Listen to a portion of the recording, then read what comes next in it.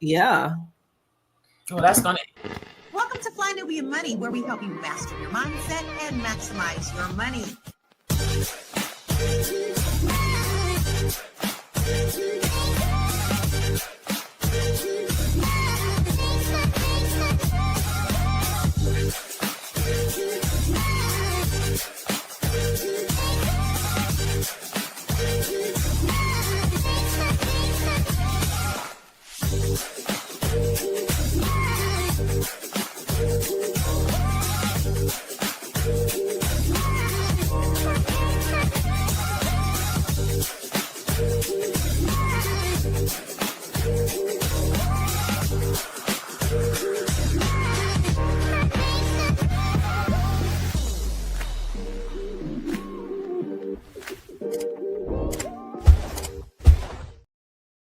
What's up? What's up? What's up, everybody? This is I'm gonna get in trouble for saying This is Fly Nubian Money, where we help you to master your mindset and maximize your what? Your what? Your what? Come on, ladies. Money. Come on. All right, y'all. Today we're gonna have a conversation, a different kind of conversation, I think, about Black wealth. So there's so many times that we hear that we're failing financially or we're falling behind in every category. Everything that's good, we're on the bottom. Everything that's bad, we're on the top. That's what we hear about Black people, right? But the truth is, Black people have money. We do have spending power. We do have business power, and we do have millionaire power. Nearly 2 million Black Americans have hit 7 figures, and that is worth celebrating. So I want you guys, everybody give Black people a round of applause for hitting 7 figures. All right, but here's where it gets complicated.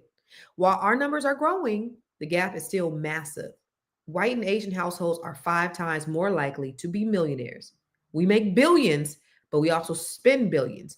We build brands, but we don't always own them. So today, we are unpacking the full picture, the progress, paradox, and the possibilities, because we do have it. The question is, how do we keep it? How do we grow it? And how do we pass it on? Now, we have all the right people today to talk about this very topic. We got Dr. Sabrina. Come on, Dr. Sabrina, SEW in the building, all the way from the SIP. What's happening, sis? Hey, S to the E to the W to the hey. Good morning. We're ready for this conversation. Okay, this is the Black Girl Queen right here. And then we have none other than the Dr. the B. Big. Coach. B. Big. Coach. What to say? Hey, what's happening, Miss Felice, the therapist? She's gonna therapize all of us because we all need a Dr. Felice in our lives. She's hailing from the mighty area of Charlotte, North Carolina, by way of New York. What part of New York you from? Brooklyn. Big ups to Brooklyn. I heard it's hella expensive out there too. Now it is. That's crazy. Yeah. Miss Black Hollywood's going to join us a little bit later after she gets her ish together. But when you heard, I'm going to ask you guys this. When you heard the idea of Black money, what's up to everybody in the chat, everybody in the audience? I see you, Deborah Will. Y'all, so on my show, I have people come on live with me. Deborah Will Win came on live with me yesterday. We had a great conversation. She just dropped in. What's happening, Double A? And I want to give a shout out to Double A. She, because I always ask the audience what they did over the weekend. She went, messed around, and got her MBA. So shout out to Double A. Congratulations, lady. We're so freaking proud of you. What's up, Miss Poetry? She was just on our last show just a minute ago. We was talking about D'Angelo. She actually won a book from me because she knows everything about D'Angelo.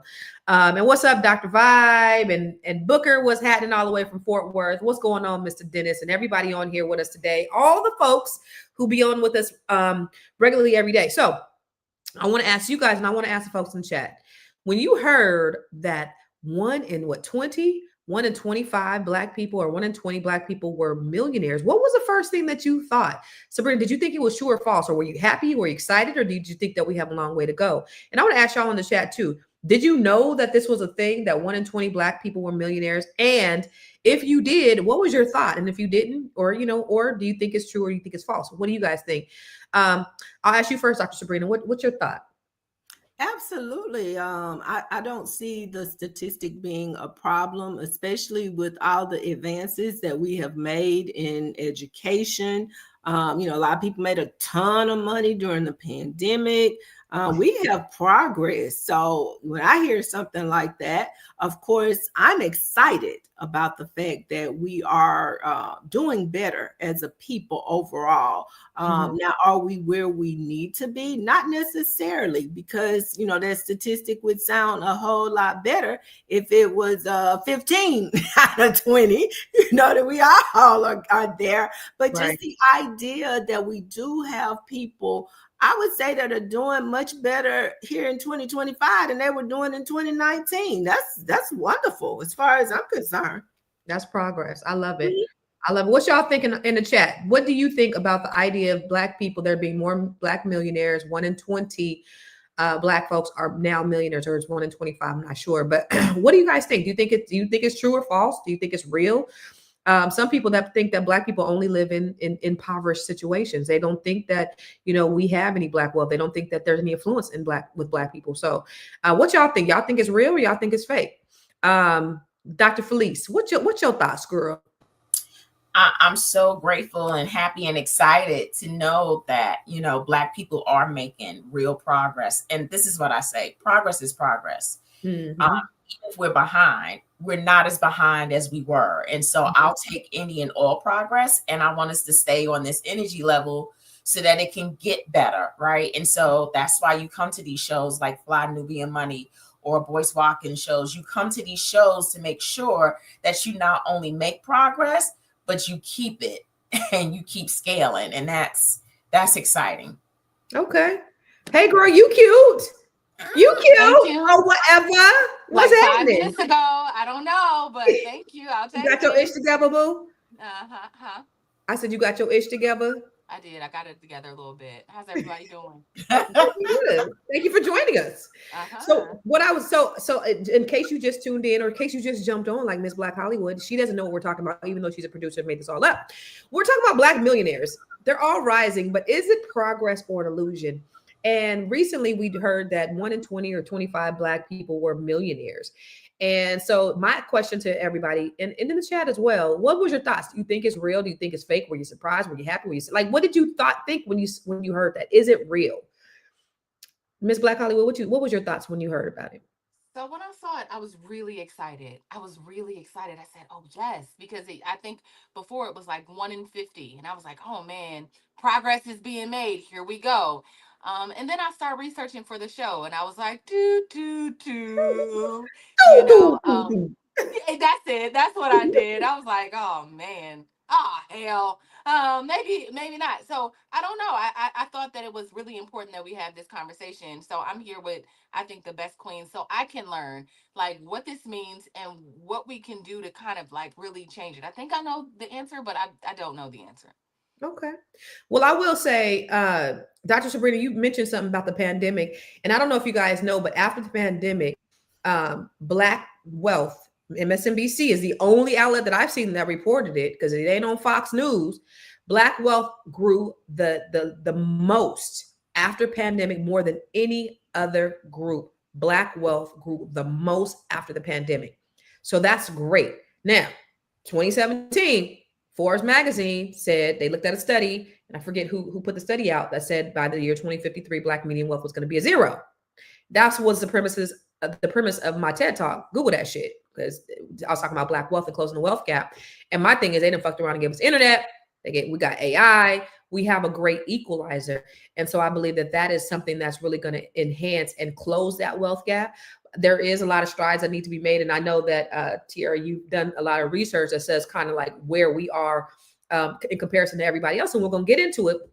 But I say progress is progress. I'm like y'all, I'm looking at it as half full. And I think it's a good thing, because if you look at us compared to the other demographics, nobody has faced what we faced in this country, in this world. So the fact that 1 in 20 of us are millionaires, that's a beautiful thing. Let's go. So let's take a look at the first video. And I see some stuff in the chat, though. I seen somebody said, Tony Turner said, I think it's real. There's an evolution taking place right now with AI. Black people have taken advantage of it. There is no wealth that's happening right now. I'm sitting here right now using AI to create software that I would never been able to complete without it. It has literally served as my outside development team, which I could never afford.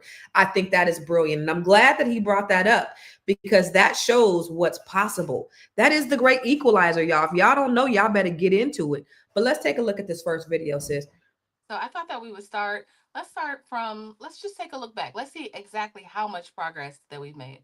You would think that Black people have made financial progress over the last 160 years. But I have some news for you. We haven't. Yes, we have Black billionaires now, like Robert Smith, Dave Stewart, Oprah, Michael Jordan, and they're killing it, man. And yes, the Black middle class has also grown, but probably not in the ways that you think. You see, when the Emancipation Proclamation was signed in 1863, listen to this, the Black community owned 0.5% of the wealth in the U.S. By the way, that is 0.5% of the wealth in the United States, which ain't a lot. Now, because slaves couldn't own anything, that's not surprising because Black people, we didn't even have the opportunity to accumulate wealth back then. But you want to know something mind-blowing? Today, more than 160 years later, the percentage of wealth that Black people own in the United States is, guess what? Guess how much? 1%.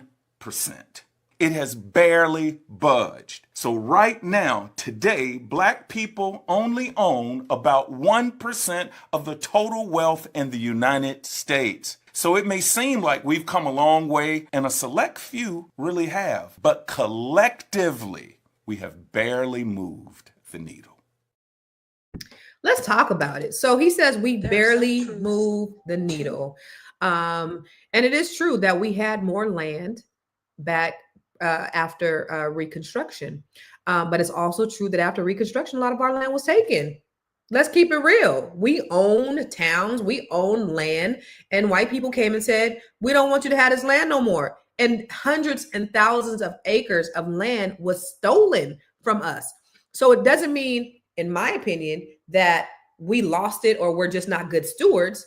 If our shit was stolen, burned, bombed, that's the reason why we're in this position. What say you, Dr. Felice? I think that's part of the story. I think that now, yeah, but I think sometimes we get caught up on the past and we get kind of stuck and get in this circle about how to get out of this circle and come to the now and the present and move forward. We've got great data on the past. And so what we're supposed to do with that data is we're supposed to figure out and find out, what did they do before everything was snatched? What did our ancestors do to get them to the space where they were owning land? And then figure out collectively, how do we get there now and do better and leave legacy wealth? I think we can't stay in the past. We got to use the good data and bring it forward. And then I do believe that now Black people more than ever, we really need to pool our resources. We really need to pull together and be able to figure out and know that we're really the only ones trying to do all this stuff by ourselves. And our other ethnicities and counterparts in the human race, they're not. They do things together. And it is apples to oranges, Constance. Like, for us to start a business is different than it is for our Caucasians, our Asians, and our Latinos. They don't start from the very bottom in the scratch. I've learned that just from having really good friends in those different ethnicities. They really do work and pull their resources together. And they figure out how to make sure you can skip certain steps that catapult you quicker into wealth than we do. That's good. Good. What do you think, Dr. Sabrina? Well, I mean, I'm listening, and I leaned in when the brother was talking, and just kind of thinking about. I'm gonna make it personal. My grandparents, for example, my grandfather had a third grade education, never really worked jobs where he made, quote unquote, a lot of money, but the mindset was to have something to pass down to his children and his children's children. And he did that by way of, I don't know, he got his 40 acres. He had a mule died, but he got it, left the house for us. but I don't know. I think in terms of maybe even where a lot of people are today, I asked myself, did we manage that well, in that foundation that may have been laid for us by our grandparents, our great grandparents? Did we take that and build on it to grow it into more than just what they were able to get? So I think it could be possible that we have kind of taken a step backward. And even though, as Ms. Black Hollywood said, initially, when you hear the statistic and you think, oh, we have, this number of millionaires among us, does it really represent progress? When you hear this other side of it, based on where we were and where we are now, it does seem like we got more work to do. Okay. Amen. Amen. What you think, Miss Black Hollywood?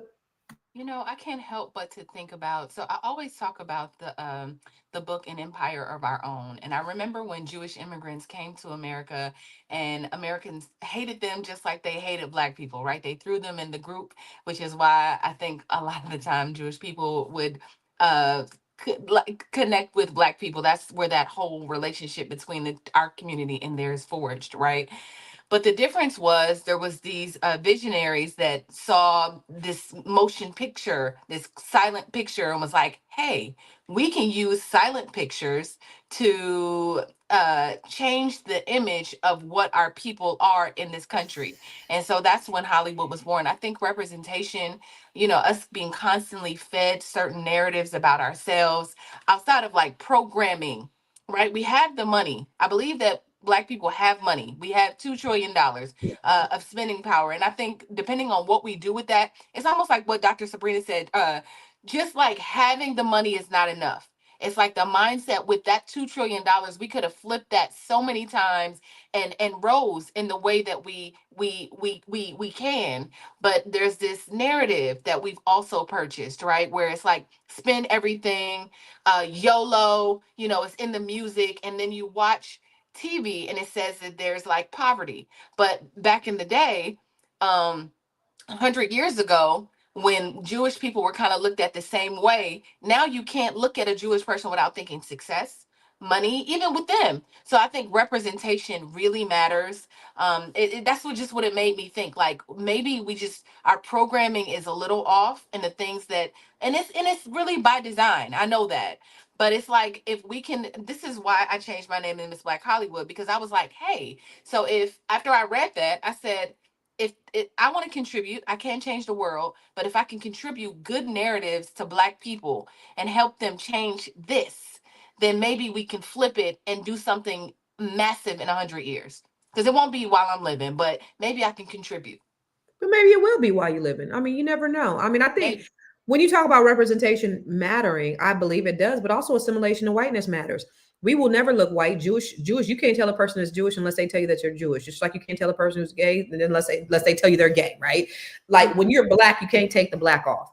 And you think about, I believe that the past is definitely a great data collector, but it also tells us where we are today and why we are here. When you look at the fact that land and real estate being the number one wealth builder, and when we did not get our 40 acres and a mule, it was reversed by, who was it, Andrew Jackson, after President Lincoln died. Before that, white people got 246 million acres of land for free. Black people did not get that. They got that with the Homestead Act. There was another Homestead Act that gave them more land. They got the GI bills. They were able to get FHA loans, which really built the middle class throughout America. They got that while we got redlined, we got discriminated, we got predatory lending.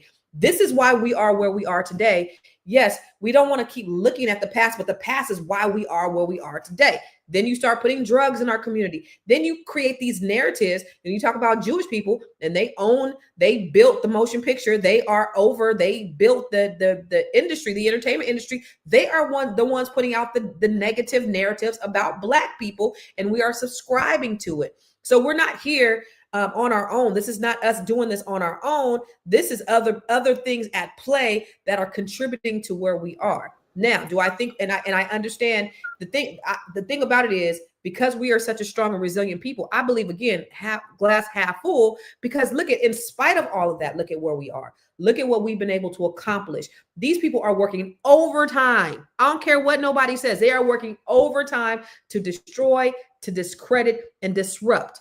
That is what COINTELPRO was about. That is what J. Edgar Hoover said we are going to do to Black people. Destroy, discredit, disrupt. They've been doing this since the inception of this country, and they continue to do it today. And that's why we are where we are. Before you go, though, I'm gonna let you respond to that, Dr. Fleece. We got to go to a commercial because we're about 12 minutes behind. My bad. This is a good show right here. But I'm biased. If you are just tuning in, you are watching Fly Nubian Money, where we help you master your mindset and maximize your money. My name is Tiara Williams. I'm also known as Miss Black Hollywood, and I'm the proud producer of this show because it is lit. If you want to receive notifications for when we go live Monday through Friday, 1 to 2 p.m. Eastern Standard Time. All you have to do is text the word Queens to 87948. That's Queens to 87948. That's QUEENS to 87948. Also, if you want to grow your money and not blow your money, all you have to do is go to flynubianmoney.com. There's all kinds of resources, there's courses, there's free giveaways. There's just no reason to be broke in 2025. All you have to do is go to flynubianmoney.com. Obviously, you don't want to be entertained here. You want to know enough to grow. Wait, I need to put that on a shirt. You got to know to grow. Got to know to grow. So no. Right now, do you know we brought in $1.3 trillion last year as a people? Out of 226 nations on the earth, that makes Black people in America the 8th richest nation. We brought in $600 billion more than Spain, $700 billion more than Mexico. Yet Spain has 46 million people like we do, and they maintain a 208,000 square mile landmass, and they have their own everything. Mexico has 131,700,000 people, and they're maintaining 771,500 square miles with half the money we have. Yet they have whole countries, and we don't have nothing we can call our own. Something happened to us. We got to get back into what they call today financial literacy, but we got to do it quick because we got to start doing something for ourselves. We got the dollars. We just need some more sense to go with them dollars. We need some more sense, because right now we the leaders in unnecessary spending. We always buying stuff we don't need with money that we don't have from people that we don't like to impress people that we don't even know. And the Negro, the Black mind right now has been hardwired where happiness is connected to spending when it needs to be hardwired to investing and to saving. And if we can renegotiate the contract in the black psyche, well, happiness to spending, to investing and saving, I think we'll be able to build a bright future for our people.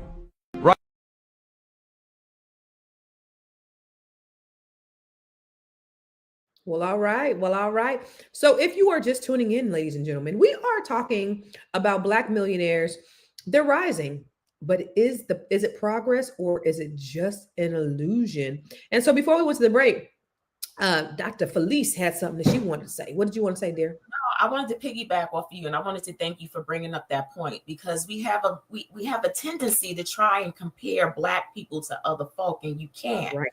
There's nobody on this planet present day that has been through the level of racism, discrimination, and strategic annihilation of a people like us. Yeah. And so for all of those different things that have come against Black people, for us to be 1 in 25 is pretty darn good. And so if you look at it too, with what you just said, they want to say, a lot of people, they want to say that we're the ones who get welfare.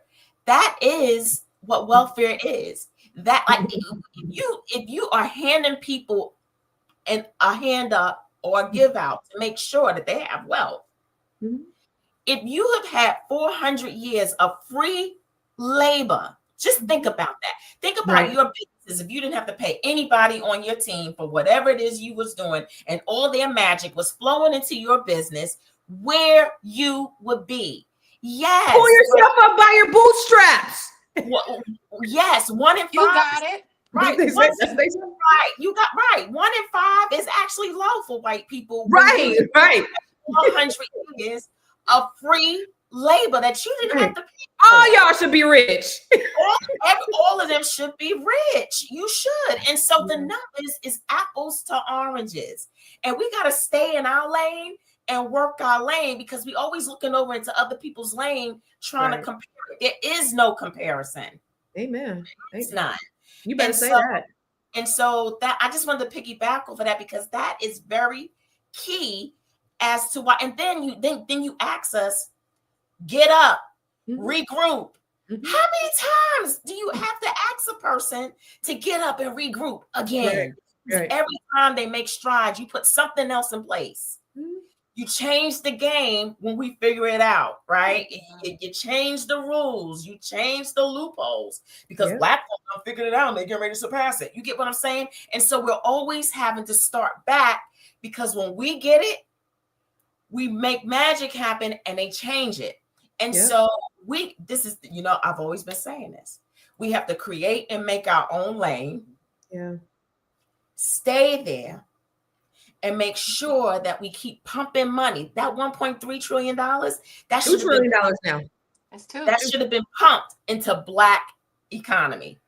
That's where that money should go. It should have been back in the Black economy. Can you imagine what $2 trillion would have did for all of the Black businesses if you strategically and intentionally look for me when you were buying something? Unimaginable.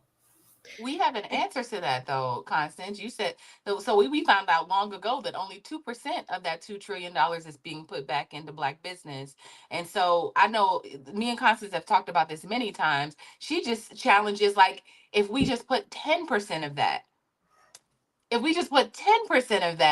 into our community, it would solve a lot of our issues in our community. What do you say?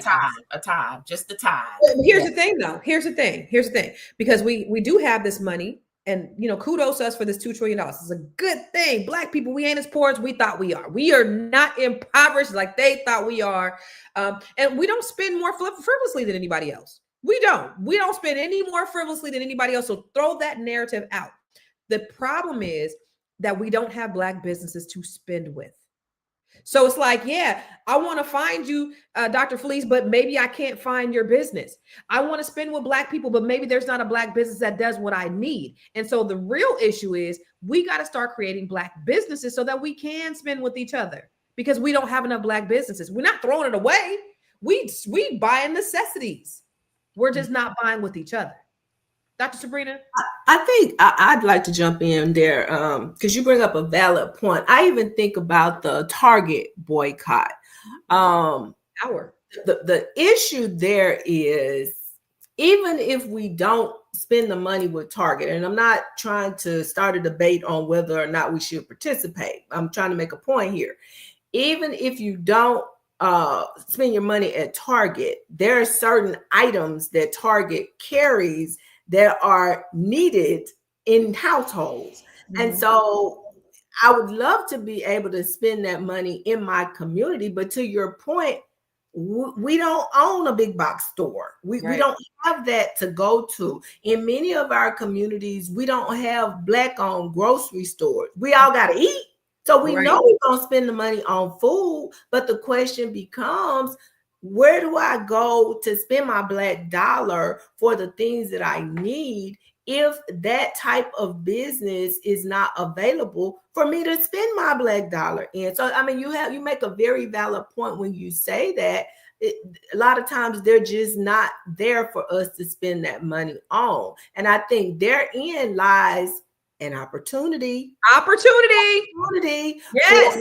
For us to come together, to invest together, and to build together. We know what the problem is, and we know what the solution is. The thing is, like Nike said, it's just time for us to do it. We do it. I love that. Some of the things is about convenience too, y'all, because there are a lot of Black businesses that sell like tissue. You just have to put, like, on Amazon, you just have to put it on automatic. So then, you can get it. You gotta be intentional. You gotta be intentional. What I learned is that doing some research, because there are a lot of Black businesses that do a lot of great things, but it's just a hassle if they're not, finding a Black farmer, right? There's a little Black farmer group here in LA. You can go to their little farmers markets and get your meat, get your vegetables. I'm like, okay, cool. But I got to drive all the way over to Inglewood for that. Do you want to do that every week?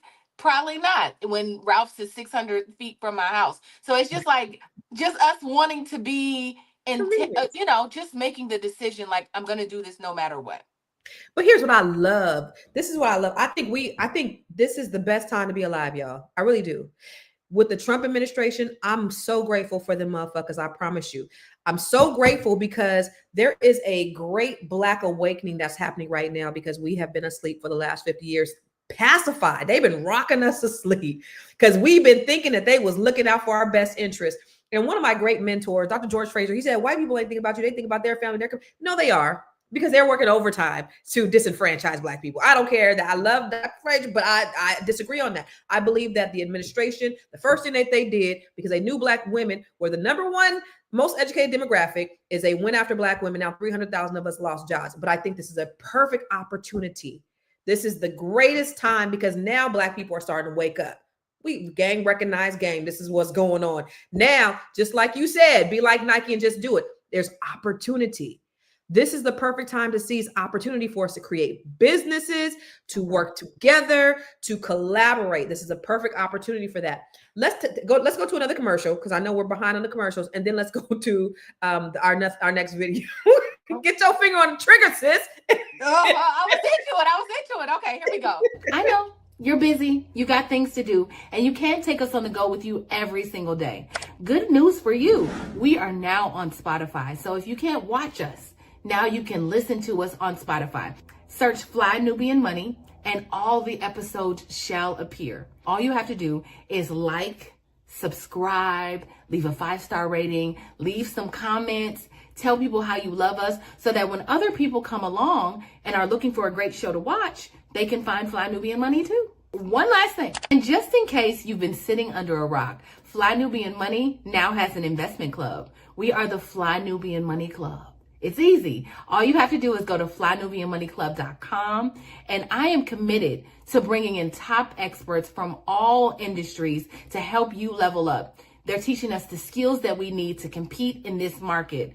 We often say that nobody is coming to save us, not the government, but guess what? We're coming to save us. I'm coming to save you with the Fly Nubian Money Club. So listen, all you have to do again is go to flynubianmoneyclub.com. We have a 30-day free trial set up just for you, just for those people that are struggling. Even if you ain't struggling, you ain't got to struggle. As a Black billionaire, there's only 1%, right? I mean, Black billionaires form 1% of the billionaires in this country. What is it like being a Black billionaire when the other 99% are not? It's a great job if you can get it. That's right. Well said. And here's the great news. You can get it. Yeah. It's there. It's available. We're in the greatest country on planet Earth. America is not perfect, but it is spectacular. That's right. And every day is a new opportunity. It's a blank canvas. You make your masterpiece. Did you ever think you were going to get there? I never thought I wouldn't. Right. There it is. Yeah. That's right. It was, I never saw myself any other way. It was just like, people, how did that happen? I haven't had a job since I quit my paper route. Right. You know, do what you love and Yes, love right. what you do. And then all of a sudden you're going to look up and you go, whoa, that's pretty good. I'm having a great time. Just enjoy yourself. You know, enjoy yourself. And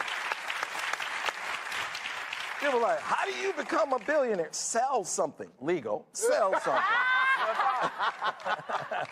You know, find a need, fill it, and fulfill that need, and before you know it, you'll be good. You know, you can be as wealthy as you want to be well within 12 to 36 months. Just focus on it. Wow. Amen. There it is. Listen, we are talking about Black millionaires. They're rising, y'all, but it's just an illusion. If you just tuned in, we're having a really great conversation. Listen, I need you to stop right now. Wherever you are, what you're doing, you need to share this stream out to everybody that you know because we are dropping game. Put this, if you are watching from Facebook, share this on your Facebook page. If you're watching from YouTube, send the link out to all your friends. Tell them to hop on right now and be a part of this conversation because we are really digging deep on what this whole idea of Black millionaires is an illusion, but we're going to offer some solutions too. So we want you to get there. Anybody got anything to comment on that? On what's the dude's name again? Byron Allen. Byron Allen. I love Byron Allen, by the way. But he started out as a comedian. Remember, he was a comedian. He wasn't very funny. And then he started owning cable stations, and now he's a billionaire. I mean, to go from that, why are you laughing, Sabrina? Well, he figured out what wasn't working for him. I never laughed at a joke. That's so funny. I do wonder, I guess, and this is to everybody on the panel, is like, is it that simple, right? I think sometimes when you get to a certain level, it's like all you got to do is follow your passion and do what you love, and money will show up. And I love what he said about selling something. I think that is, even if you are not an entrepreneur, you should own something. If you got to buy your cousin's business or something. But I think we should learn to sell something. But what do you guys think? Do you think it's just that easy to just say, like, follow your passions or follow a route and life will unfold, and before you know it, you'll have money? Is that the answer? I think you have to tune in. And I think that a lot of us get distracted. We get easily distracted by all the noise that's going on around us. And I'm going to give you an example. Y'all remember just a few weeks ago, people were like losing their minds, losing their jobs over this whole Charlie Kirk conversation. You know, we were getting distracted by that and losing where our focus should have been. Yeah, I mean, have an opinion or whatever, but it ain't that serious, you know, especially somebody you ain't never met, you ain't gonna never see again, you know, because he gone, you still here. I'm not making light of it, but I'm just saying, when you focus on what's important, I'm with Byron. You can do a whole lot of things, but for many of us, because we are so consumed with, as Constance would say, shit that don't even matter, you know. I'm the only one that cuss around here. I'm the only one that cuss. The way you would put it, Constance. Yes. But we are so consumed with things that really don't even matter. We lose that opportunity to build. I have a great friend, I mean, who basically has mapped out this plan to take $15,000 and turn it into well over $1 million. I mean, he's working his plan. Great plan, and he's working it. But what he says is, I like football. I really enjoy football, but I can't take that 3 hours and spend it watching a football game because I'm losing time when I can be feeding my mind, watching YouTube videos and doing things that feed into my mind. That's taking something out of my mind. So I think, you know, with regard to your question, Ms. Black Hollywood, some of it is if we do hone in and focus on building wealth and those things that allow us to build and to grow, yeah, we can do it. I'm so glad that you said that, Dr. Sabrina, because I think that's a problem for a lot of people. And even me, I get caught up sometimes too. I had to, even this week, because I was like, I was spending my time scrolling. That's negative productivity. There's no productivity in me scrolling. I'm actually losing time and brain cells, by the way, right? So one of my favorite books, and I always have the ladies in that 7 read, is Outliers by Malcolm Gladwell. Outliers, in the book Outliers, Malcolm Gladwell talks about how you need 10,000 hours for perfection. 10,000 hours. You can get to 10,000 hours, you can perfect something. He talked about the Beatles. He talked about Bill Gates. He talked about all these people who just worked 10,000 hours. And what happens is, think about how much time we spend scrolling, non-productivity. And if we took that same time, and that might equal to 10,000 hours in a year, if we took that same time building and pouring into ourselves in something that we really wanted, because people are like, well, how do I know what my passion is? How do I know what I want to do? And I'm having the same conversation with my daughter. Start doing things. Well, first of all, start with the end in mind. What is it that you really want to do? But start pouring into yourself. That time that you're spending on things that aren't productive and scrolling, now you start just listening. Even if it's listening to us, or if you got an Audible, or you're listening to YouTube, start listening into things that are going to fulfill and pour into you. So thank you for saying that, Dr. Sabrina, because I think that's a very important point, is what we're putting in our minds. Les Brown says one thing. He says, what you focus on the longest becomes the strongest. So if you are focused on that thing, that's what reminded me of when Byron Allen was talking. 12 to 18 months. If you focus on, focus long on what's the strongest, then that's what's going to happen. Felice, what are your thoughts? I did all your thoughts, but I just was looking at the comments and I got distracted that quick. Someone said money is the root of all evil. Money is not the root of all evil. It's not, baby. The love of money that is the root of all evil. And so that's the difference. Money is something that is necessary. And so it's not evil. I think what it is, to answer Miss Black Hollywood, is that it's mindset, right? And mindset work is rigor. It is rigor. It is an intentional decision to keep your mind stayed on a certain thing and hone in, focus in, like Dr. Sabrina says. So if you really want to build real wealth, this is all of us, you have to have a mindset, like Byron Allen said, it is possible. It's possible. It's just, it takes rigor. And what does that mean? That means that you got to do something every day in that arena, and you've got to train your mind to know that it is possible. All things are possible if you believe it is. And so if you don't believe that it's possible, then that is your reality. And then, like somebody said, your perception is your reality. It is. And when I was hearing Black Hollywood say, she was talking to somebody and she says, well, is my perception my reality? And he says she's delusional. You are not delusional. You are what you believe you are. That's right. And part of the reason why he is able to see the poverty is because that is what he believes. Not that he believes in it, but that he believes it exists and he has a focus on it. Whatever you focus on, that is the reality that you create. And so if you want to create, and the reason why you're only around millionaires is because you believe that being a millionaire is possible. And so your universe has shifted and allowed you to be in the room with people who believe like that, right? And so it is possible if you believe, and your perception is your reality. And so you can have whatever it is you want as long as you're willing to work for it. And there's nothing that is worth having is worth working for. It is. Amen. I want to get this constant. One other thing. Here's the educator in me. Let's go. Think about what he said. Give it 36 months, maybe 48 months. Those of us that have gone to college have done it. And what did we come out with? The degree. Right. So it's the same difference. We went in, we had a plan. Remember, they give you your curriculum. Okay, you want to graduate, you need 128 hours. And this is kind of, how we suggest you do it, but you can take them in different order. Same thing with building wealth. So, somebody can give you the blueprint, but you got to put that thing together in a way that makes sense for you. But the main thing is you got to follow the plan. You got to execute.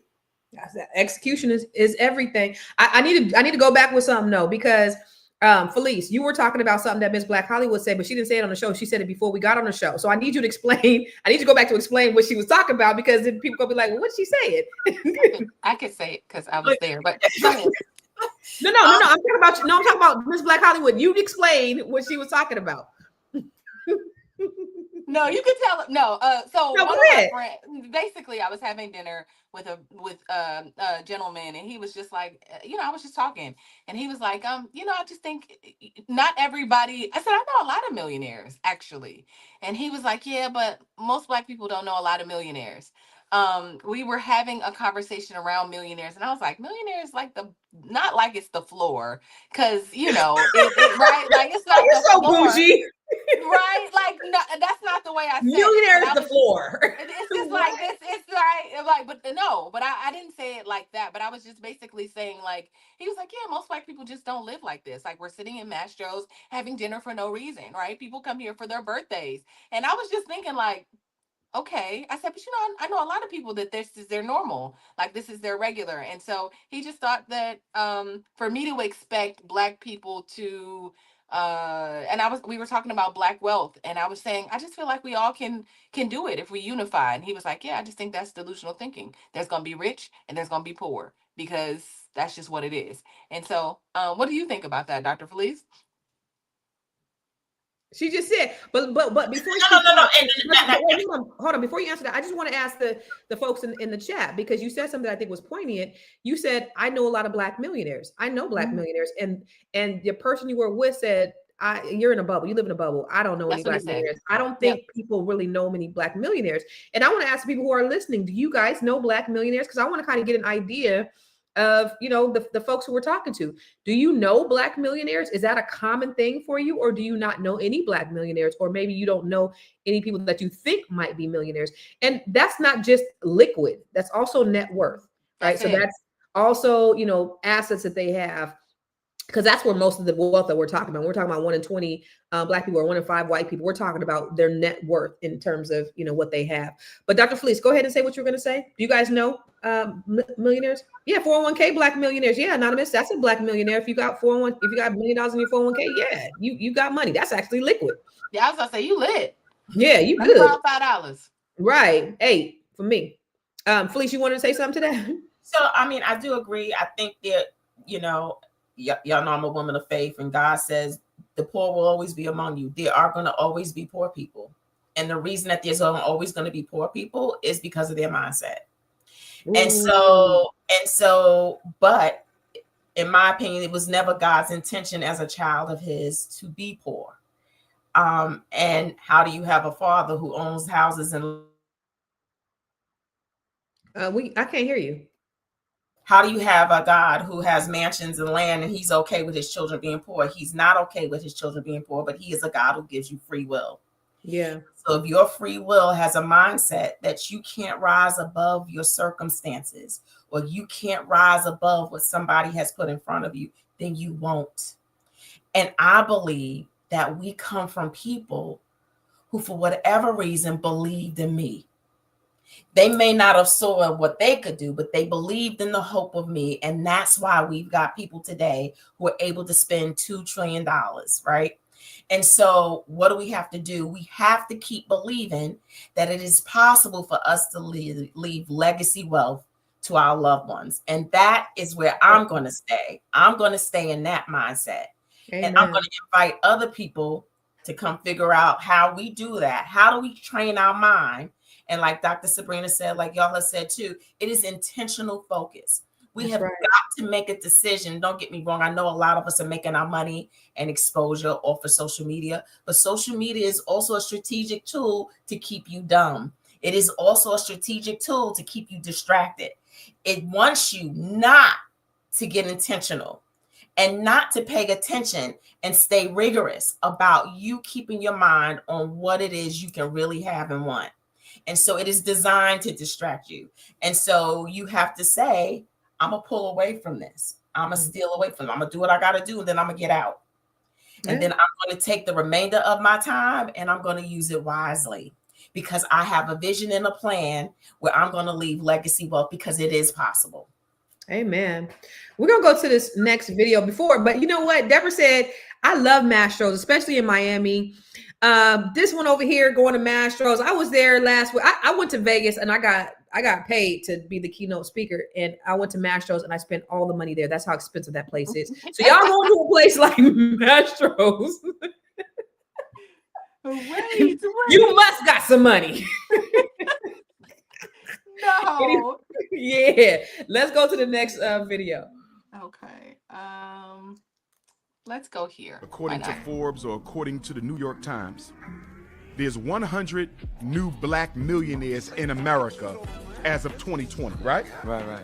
A Negro who's politically uneducated will say that's a good thing.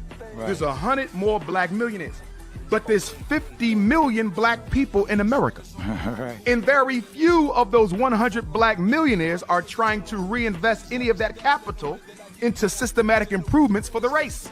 So how can you say Black people are doing better because Obama got elected? How can you say Black people are doing better because him and her are millionaires now? No, you judge group progress based on the average quality of life for all members of that race, not a few Negro aristocrats. But in America, they have convinced black people that progress for the Negro aristocracy means progress for the group, and that is incorrect. So I just want to tell Anonymous, the waitress didn't say maestros. She said mastros. But anyway, he said we're pronouncing it wrong. Anyway, huh? I said, yeah, we said mastros. No, The waitress said that. The waitress said that too. So I mean, she must have pronounced it wrong as well.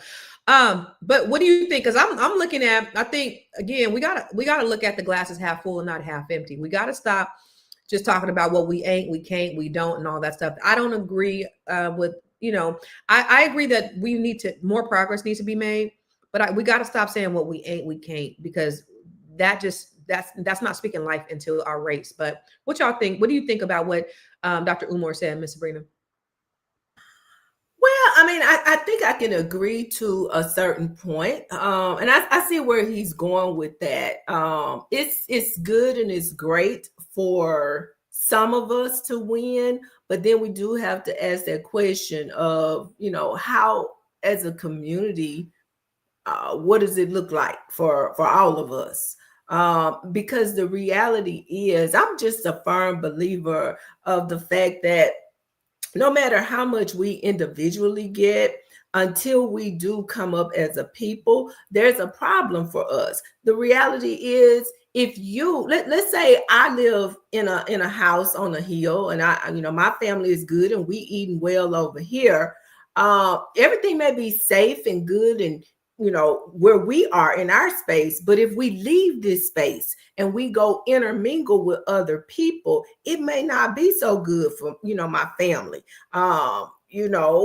We may experience some things. So I think when you put more of us in a situation where we're not necessarily having to compete, there's not a lot of situation where people could feel threatened or feel like they have to cause harm or feel like they got to take what you got when they got their own. If they don't have to, they don't feel like that, then that makes it better for everybody. You ain't got to take mine because you got your own. Absolutely.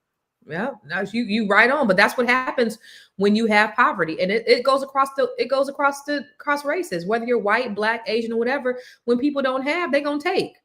It just is what it is. It just happens that more of us didn't have, and so more of us were taking at a time. But again, I think we need to change narrative. What say you, Miss Black Hollywood? I just wonder if everybody can go, right? As a person that actively works with the Black community, I love Black people. I love working with Black people. I love my sis being Black. I love most of the people that I work with. I am Miss Black Hollywood, for goodness sake, right? But sometimes what I notice is even coaching, I can coach until I'm blue in the face. I can help you until you're blue in the face. But if you don't do the work on top of that, or your mindset isn't in a certain place, I'll kill myself trying to help you. So I do wonder if it's, can everybody go? Is everybody gonna have the mindset? Is it Negroes versus niggas? Is it Black people versus niggas? Like, what is the mindset? And when do you just take your hands off and go, all right, well, I'm gonna do for people that get it, and then I'm gonna leave everybody else wherever they stand and keep it moving, right? So we can all progress. Because I don't know if everybody can go. What do you say, Constance? What's funny is that Les Brown, I know Les Brown, right? So he came to my office one year, and that was a question that was asked to him. So I'm trying to help all these people, trying to do this stuff with Black people, but they just don't want the help. And what he said, you only help the willing. I can only help the willing. I can't help people who don't want to be helped. And I'm not going to kill myself trying to help people that don't want to be helped. I can put the information out there. You can eat off of it, or you could spit it out. It's on you, but I can't make you do it. And so, for those ones who don't, they ain't gonna come. They not gonna come, Miss Black Hollywood, and that's okay, because everybody can't come. Harriet Tubman couldn't take everybody. She could have saved more when they knew that they were slaves, but a lot of us don't know that we still slaves. Problem. Miss Felice, Dr. Felice, what you think? I think that's a really great question. And I think it's all relative, right? Sometimes it's also about somebody's readiness. And so sometimes people have the desire to be ready, but they're not ready. Either it's their circumstances, it's their mindset, it's different things. Like, everybody wanna be in their right weight. We all have the potential to be in our right weight, right? Who's going to get there quicker? Who's going to make the decision? Who's going to follow the plan? It's all relative, but eventually, hopefully, most people do get there. They just don't get there when we think or hope and they should. And so I think you're all right. Everybody's not going to go, and everybody's not going to go at the same time. Some people are going to get there at their own pace. And that's the hope too. You know, we would love for everybody to be able to go on the first boat, but that's not possible. But I'm okay if you just get on a boat. Now, it may not be my boat, and when we go, and that's the beauty of evolution too, right? Like, you're going to meet your tribe according to your evolution. And so y'all going to go on your boat, and when you ready, because I'm going to create data and information for everybody. It's going to be available to everybody. And when you get it, and when it clicks, you're going to get on the boat. And so that's where I'm at with it. Yeah, I think everybody it's all at an appointed time, and it's okay if everybody can't come, because that's how capitalism works. Everybody's not going to have, you're going to have some haves, you're going to have some have-nots. Hopefully we can bring more people along to the haves. There was a statistic that said, what was it at? Nearly 2 million Black Americans have reached millionaire status. 2 million Black Americans have reached a millionaire status. That's historic, right? But when you compare it to white Americans, 1 in 5, and it should be 1 in 1, 1 in 2, 400, just like Felice said, 400 years of free labor. That's why they so mad at us, y'all, because they have 400-year head start. And they are nothing but mediocre if they have not made millionaire status. Those 4 out of 5 white people that are not millionaires, it's because you're mediocre. You didn't try hard enough. I'm telling you right now. Also, 1 in 5 Asians. And it reveals a massive gap. But you think about it, a lot of these Asians, they come over here with their own money. They come over here with something set up. Black people, we was born in a deficit. So I hate the fact that Black people will compare us. Well, look at the Asians come over here. They come over here with stuff. Black people, we were born in negative, at a negative. We ain't even at the starting line, y'all. So Black Americans still hold less than 5% of the wealth because it was taken, it was burned. Okay. And even though we're about 13% of the population, the average white household net worth is still 6 to 8 times higher. It should be 100 times higher. Y'all got 400-year head start. Come on now. Like, it should be way higher. That's not saying nothing. You cheat and then you bragging about you cheating. Like, come on. So anyway, let's take a look at some of these stats, y'all. Okay. So Black Americans now represent the second largest millionaire demographic. Really? The second? See, that's what I'm saying. This is where I got kind of confused. That's a contradiction right there. I know, this is because that's what it said that, and I was like, oh, great, but how are we the second largest if I don't know? That's what it said. Right. It didn't make sense. Okay, let's go to nearly 2 million Black Americans are millionaires, about 1 in every 25 adults. All right. Economists note that the rise of Black wealth is driven by entrepreneurship, higher education, attainment, and expanding opportunities in tech, real estate, and digital industries. Y'all, they done fucked around and gave us the internet and AI. I mean, that is the great equalizer. We ain't get no reparations. And I hate that Van Jones is around here saying that AIs are reparations. No, it's not. Pay us what you owe us. However, that is a thing that I think that's going to be, when we talk about the wealth gap widening by 2053, our net worth is going to be a 0. It's not. We got access to too much. And now with this great awakening that's happening, with what's going on in the administration, now we're opening up our eyes. We got to see, we can't depend on them. We have to depend on ourselves. What say you, Dr. Felice? Are these final thoughts? Yeah. You know what? I'm sorry. Final thoughts. Because it's 11 o'clock. I ain't even know. Okay, final thoughts. My bad. Go ahead. Give us your final thoughts, please. Where can we find you? Thank you. My final thoughts are something that you shared, how in 2019, a lot of us became business owners and got a lot of wealth. It's something about the struggle with Black people that when the reality really hits, that we're going to have to figure this out. We figure it out. We have to know that we are a resilient and beautiful culture that has the potential to do and be where we were purposed always to be. And so if you need any help with any mindset stuff, please reach out to me. I'm Felice Hightower Britt, the Be Big Coach. www.thebebigcoach.com. I would love to help you and be a part of your journey and your awakening to your wealth. Thank you, Dr. Felice. Thank you, Dr. Felice. I'm sorry, my greedy ass was out there eating when you was talking. I'm sorry, dear. I'm sorry. I was about you got me a millisecond. You got me a millisecond before I was gonna mute myself. My bad. Every time we go to commercial, I'd be like this. Oh, my bad. I forgot to mute y'all. The Felice, I'm sorry, dear. Hopefully I didn't distract you. You good? All right, Miss Black Hollywood, won't you go? Oh my gosh. Okay. So this has been an insightful conversation, but I knew it would be. I was somewhere in the middle going, oh my God, feeling doom and gloom. Because I'm constantly looking at news that says that we are always at the bottom, thanks to the administration. And we're going to have this conversation later this week. And the getting rid of DEI, now white men are now dominating corporate spaces all over again. They are heading the boardrooms and doing all the things. And it just made me think about where we were headed as a people. But I love what all my queens are saying is that we don't have to sit back and depend on anybody. When we have ourselves, we can support one another. We have the money. We would be the 8th wealthiest country. We have a lot more to do with than we think we do. It's just what we're spending it on. It's just what our mindset is. So I just say, like, we just keep watching programs like this and go to flynubianmoney.com and flynubianmoneyclub.com. And also, and I wasn't going to talk about the launch lab yet, but I'm actually I'm creating an incubator for entrepreneurs or wannapreneurs who want to create a business but don't know where to turn. I'm literally going to help you in 60 days go from wannapreneur to winner. And if you want to start the new year, if you want to start the new year with a new business, listen, we launch, I start interviews next week. I already have 2 people and I have not launched the program yet.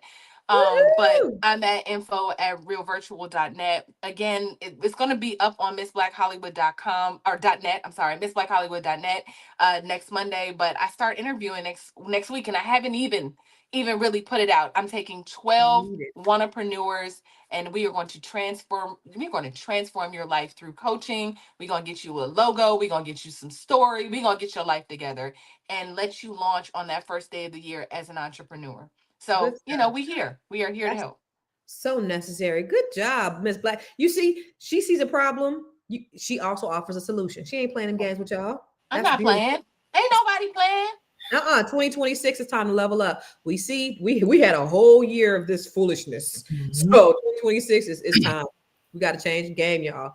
Dr. Sabrina, SEW, what say you? So noted. All right, so here's the final thoughts from your life and legacy planning strategies. Planning was the key word in just what I said. Planning. I think we recognize where we are. The reality is, somebody put in the chat a few minutes ago that knowledge is power. Dr. Williams disagrees with you. Knowledge is only powerful when it's acted on. So, I have this saying, I can give you the information, I can give you the education all day long, but until there is implementation, your situation is not going to change. What I'd like to encourage us to do is get a plan together, a plan for how you plan to build your wealth, how you plan. The Bible tells us a good man leaves an inheritance for his children's children. Those are your grandchildren. How do you get the money to your grandchildren? What is your plan for doing that? Put together a 3 or 4 year plan and work your plan and watch the magic happen. Miss Black Hollywood just offered a solution, but you got to act on it. And with that being said, I want to also encourage us to think about something. October is National Estate Planning Awareness Month. Now, one thing for certain, 2 things for sure. You may not build that wealth, but you gonna mess around and die eventually. And we want to make sure that when that happens, that you have left a foundation for your family to build upon. I am doing 6 free weeks of training, 6 weeks, not 1, 6 weeks to help you learn how to put an estate plan together. If you can't come to Mississippi, don't worry about that. Guess what? I'm putting it on YouTube. Go over to I Am So Noted. That's IAMSEWNOTED. Tune in. I will help you get there. That's what we're here for. Miss Black Hollywood said, ain't nobody coming to save us, but we gonna help you. We gonna do it. The queens are here. That being said, y'all know who I am. I am Dr. Sabrina Edmund Williams, educator, author, and investor. Opening minds and closing contracts. I am so noted. And I have been so excited and delighted, Miss Constance Carter, to be a part of this conversation today. Listen, she preached that thing all the way out the church. I don't hear you, Miss Black Hollywood. What you say? I feel like I'm on the fence about what Dr. Sabrina should have did with her life. I feel like maybe a rapper, maybe a preacher. I don't know. Like sometimes she'd be like, implementation is the only situation. I'd be like, listen, bars. Bars. You don't drop that damn mic. Girl, you better drop that mic. Shoot. I love it. I love that. Listen, y'all. So here's what I say.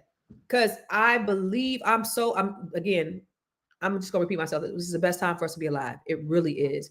And there's so much opportunity. Let's take away all that negativity that we heard about Black people, because that ain't us. The reason why they are working so overtime to disrupt, destroy, and discredit is because they know your power. All right. So they mentioned the Bible. They mentioned goal setting. And I'm going to just give you some biblical principles just to, get to your goal setting. The first thing you have to do, I always tell my kids, the people I coach, start with an end in mind. Where do you want to be? Where do you see your life?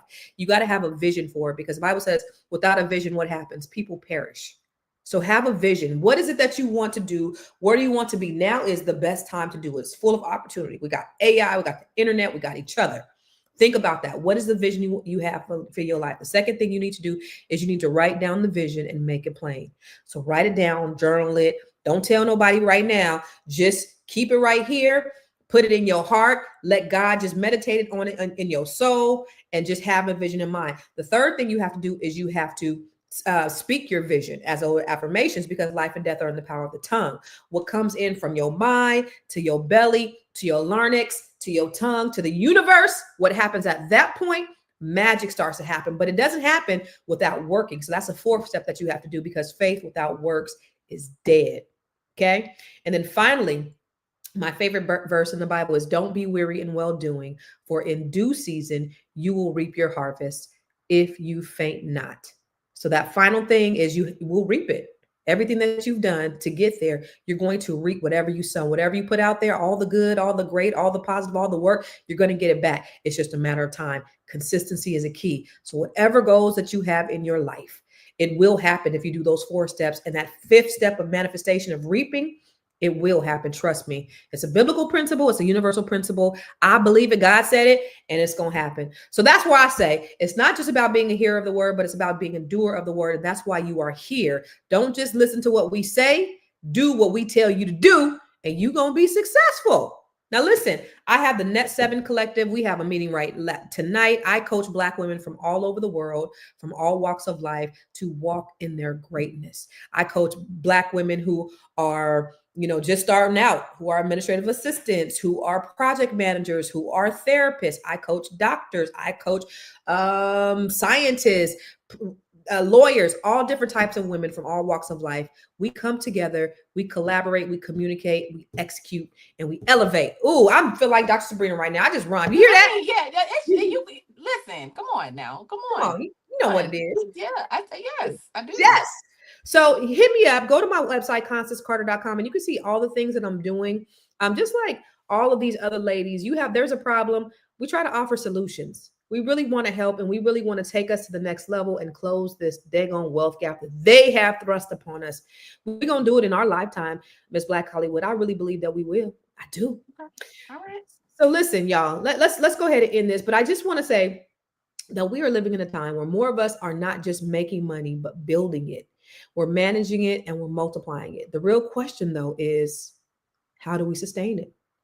When we change the narrative from consumer to creator, spender to investor, we begin to reshape the entire financial landscape for our community. Thank you to my incredible panel for this powerful conversation. And thank you to everybody watching and being part of the movement. Take this moment and create a movement with this momentum towards your financial freedom and generational wealth. You hear that? You hear the alliterations? Come on. That's a producer right there. Alliterations, baby. That's a producer right there. We will see. We will see you tomorrow. Make sure that you subscribe to Fly Nubian Queen, Fly Nubian Money. Listen to us on All Things Podcast. And we're going to see you tomorrow. Same bad time, same bad channel. TV, social media, and films have made many people today associate blackness with poverty. And they view those things and speak on them interchangeably without realizing that there has always been many black people in America that has done well financially. And I'm talking even way before the civil rights time. But I believe many people don't know that and they don't understand that, which is why they associate blackness with poverty. So I'm about to show y'all 9 men and women who built wealth in America way before these modern times. And the first one, this is James Fortin. He is considered the first black millionaire in American history. He was born in 1766. You heard that correctly. He was born in the 1700s. He was a sail maker and he developed sailing equipment, and that's what made him wealthy. And he used his money to help liberate others and get others out of slavery. He died in 1842, and when he died, he was one of the wealthiest people, not just black people. He was one of the wealthiest people, period, in America. All right, so this second guy is